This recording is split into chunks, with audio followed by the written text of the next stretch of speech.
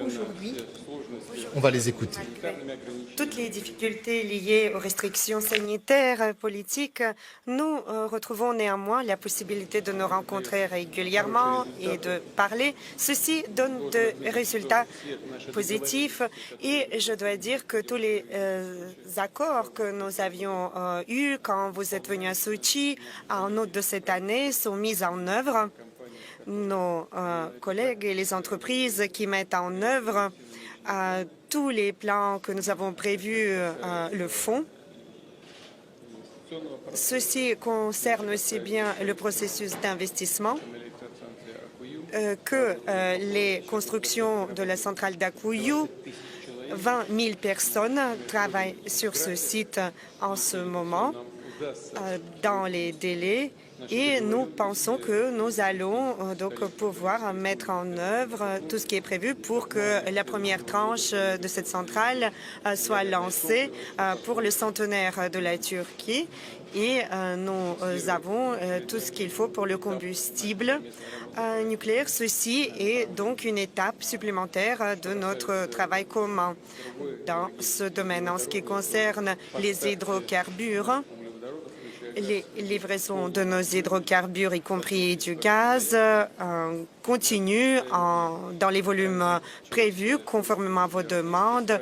Il y a le transit via la Turquie pour les pays européens. La Turquie, aujourd'hui, est l'itinéraire le plus fiable pour livrer le gaz en Europe grâce à votre position, Monsieur le Président, votre position ferme pour construire le gazoduc turc.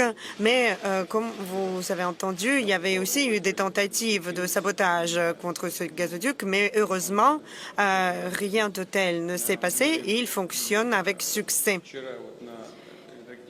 Hier, durant la semaine de l'énergie, après consultation avec votre ministre de l'Énergie et avec les entreprises correspondantes, Tash et Gazprom, nous en avons parlé publiquement que si la Turquie est intéressée et nos acheteurs potentiels dans d'autres pays sont intéressés, nous pourrions envisager la possibilité de construire encore un système de transport de gaz, et de créer un hub sur le territoire de la Turquie pour livrer le gaz vers d'autres pays. Si ceci intéresse, bien évidemment, si donc ce hub intéresse, nous pourrions le créer ensemble et ce serait une plateforme non seulement pour livrer le gaz, mais aussi pour déterminer son prix, car la question de la tarification est une question très importante. Aujourd'hui, les prix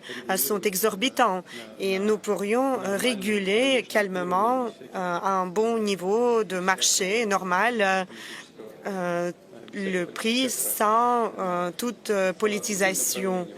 Et en parlant d'autres axes, nous travaillons aussi de manière très active car nos échanges bilatéraux économiques augmentent l'année dernière et cette année. Grâce à vos efforts, Monsieur le Président, nous mettons en œuvre l'accord lié à l'exportation du grain ukrainien vers les marchés extérieurs. Je pense que les pays qui reçoivent ce grain doivent être reconnaissants pour cela. Mais il est vrai qu'une petite partie vient vers les pays les plus pauvres, les moins avancés dans le cadre des programmes de l'ONU, mais de toute façon, ceci est régulé par l'Organisation des Nations Unies. Pour d'autres axes, en principe, nous mettons en œuvre tout ce qui a été agréé préalablement. Je suis ravie de vous voir à nouveau dans les marges de ce sommet.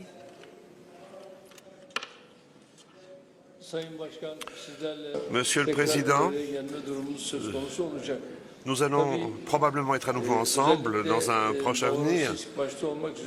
Effectivement, en rapport avec nos ports, il faudra probablement augmenter le trafic maritime qui aura un effet multiplicateur sur notre commerce bilatéral.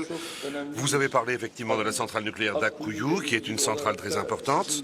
Et comme vous l'avez dit, la première tranche de cette centrale nucléaire sera probablement complétée et mise en service au cours du premier semestre 2023, ce qui serait parfait. Nous avions également parlé de Sinop avec vous, de la ville de Sinop.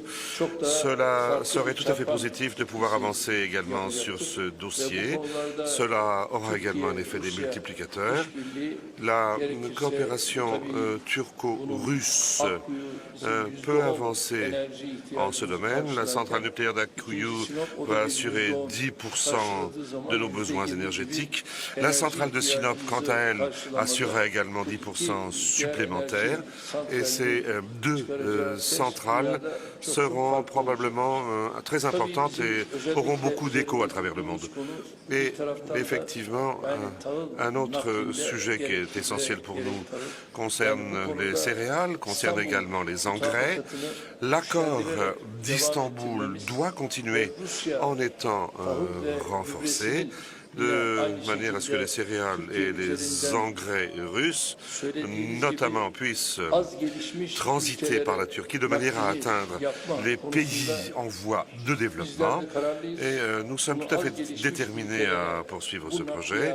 Ces céréales pourront transiter par la Turquie, par Istanbul, de manière à atteindre, à être livrées dans les pays en voie de développement.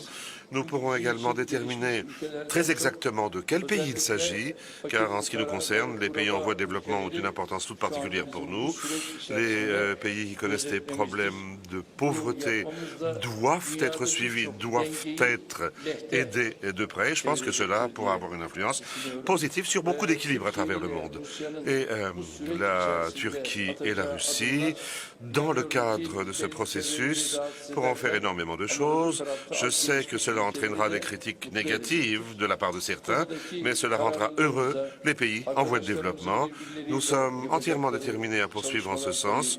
Nos amis, nos collègues pourront compléter les travaux nécessaires et tous les ministères concernés, l'énergie, tous les ministères concernés pourront continuer à collaborer de manière à poursuivre en ce sens. Et lors de cet entretien d'aujourd'hui, je pense qu'il sera utile de pouvoir maintenant passer à notre entretien en privé, tous les deux. Merci. Sven. Voilà, c'est dommage parce que, à mon avis, c'est de cet entretien que beaucoup de choses vont découler et c'est ça qu'on aimerait bien entendre et savoir. Je pense qu'il y aura d'ailleurs une communication des deux, peut-être après cet entretien, parce que c'est une scène assez surréaliste. Alors, je me tourne vers vous, monsieur l'ambassadeur, vous avez beaucoup plus l'habitude de ce genre de sommet que de nous. On dirait deux hommes d'affaires qui discutent d'un certain nombre de business et peu importe ce qui se passe dans le reste du monde. Ah mais ce sont des pays voisins, encore une fois, et qui ont des responsabilités dans la mer Noire. Donc ils ont des rapports, en effet, commerciaux, économiques très importants. La Russie construit depuis un certain temps une centrale nucléaire. Elle va l'achever, ça vient d'être dit, l'année prochaine. Et puis, effectivement, il se paie le luxe de dire que les gazoducs entre la Russie et la Turquie, c'est le seul chemin fiable pour acheminer du gaz maintenant dans la zone est européenne. Donc oui, mais accroissement du transport maritime mentionné par Erdogan pour accroître les échanges commerciaux. Mais bien sûr, parce qu'à long terme, ce qui compte, c'est ça, au bout du compte. C'est la base économique. C'est la base économique. On n'en parle plus parce qu'il y a la guerre en Ukraine, mais il va falloir... Même si la base économique est fortement impactée justement par la guerre en Ukraine et puis qui a largement dépassé l'Ukraine, puisqu'on est maintenant dans une guerre entre deux blocs, on va dire l'Est et l'Ouest, enfin, pour revenir... Oui, bien sûr, elle est globalisée, ce conflit est globalisé, mais il n'empêche que les données économiques du conflit sont fondamentales et qu'il parle du chapitre économique en premier, ça n'est pas par hasard. Et il en a conscience, il dit Magali, cela amènera des critiques négatives de la part de certains, quand il parle de l'accord sur le blé notamment, mais au contraire, ça profitera à par exemple des pays africains. Oui, mais on voit bien, les intérêts économiques de la Turquie priment avant tout. La Turquie est extrêmement dépendante du gaz et du pétrole russe. Il y a en effet cette centrale que construisent les Russes sur le territoire turc, ce gazoduc. On voit bien à quel point Erdogan n'a jamais pu rompre avec Vladimir Poutine parce que c'est un partenaire incontournable économiquement, hein. Donc c'est bien la raison pour laquelle la Turquie est certes membre de l'OTAN, mais n'a jamais appliqué les sanctions occidentales. On voit bien que la Turquie accueille les oligarques russes, tous les touristes russes.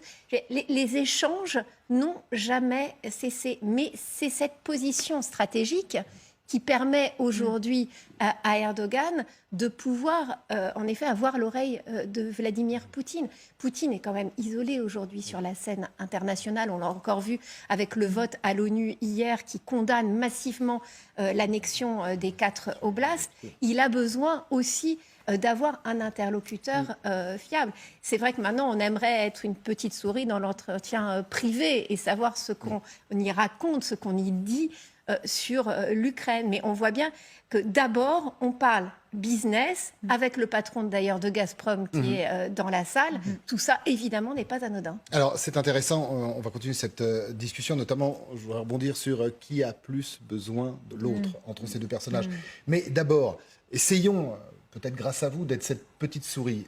Quand ils vont se retrouver tous les deux dans un bureau, peut-être celui d'Erdogan d'ailleurs, on se parle comment? On se tutoie, on se dit vraiment les choses, ou il y a encore un code, un protocole?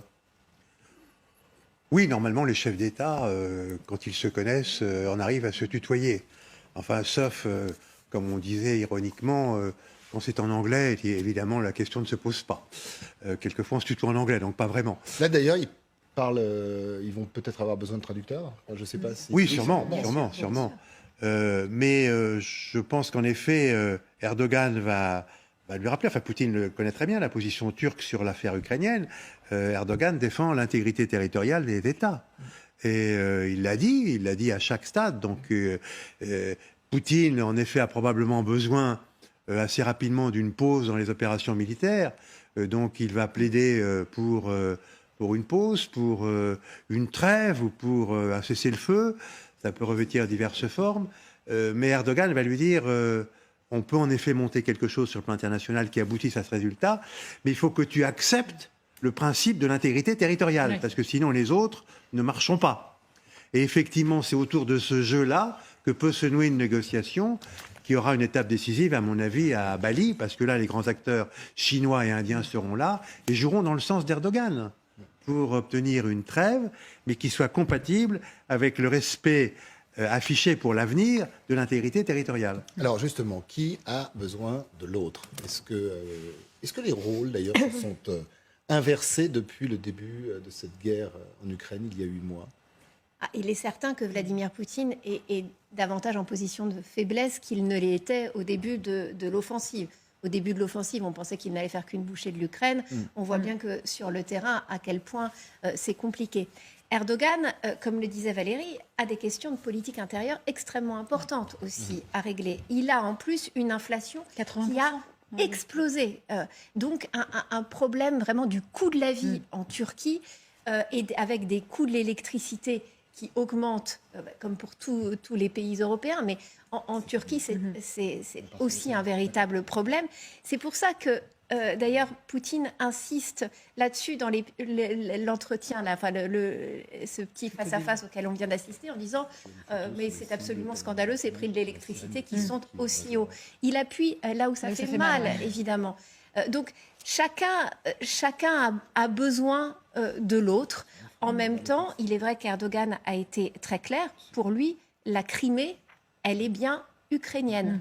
C'est-à-dire qu'il y a, vous savez, une minorité turcophone en Crimée qui est extrêmement importante.